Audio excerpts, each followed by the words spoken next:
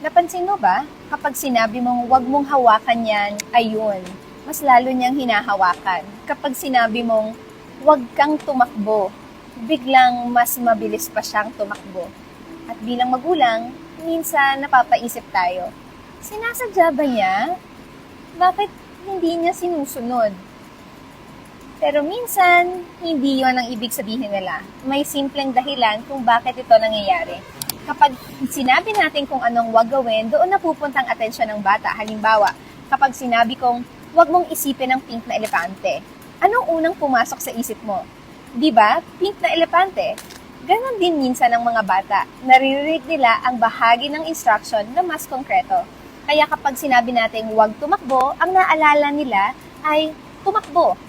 Kapag sinabi nating huwag sumigaw, ang naaalala nila, ang naririnig nila ay sumigaw. Kaya isang simpleng tip na maaari mong subukan sa bahay ay ito. Sabihin kung ano ang gusto mong gawin nila. Hindi lang kung ano ang gusto mong itigil. So instead of huwag mong hawakan yan, try hands on your lap. Instead of huwag kang tumakbo, try walking feet. Instead of huwag kang sumigaw, try use your quiet voice. Napapansin mo ba ang difference? Mas malinaw, mas specific, mas madaling sundin.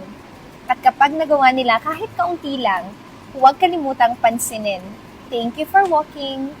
Good job using your quiet voice. Wow, thank you for keeping your hands on your lap.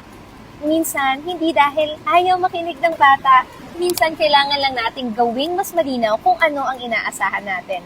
At tandaan, mas madaling sundin ang isang direksyon kapag alam mo kung saan ka pupunta, kaya sasabihan ka lang kung saan hindi pupunta. Kaya sa susunod na maririnig mo ang sarili mong magsabi ng wag, subukan mong palitan ng ano bang gusto kong gawin niya. Baka yon ang maliit na pagbabago na kailangan mo ngayon.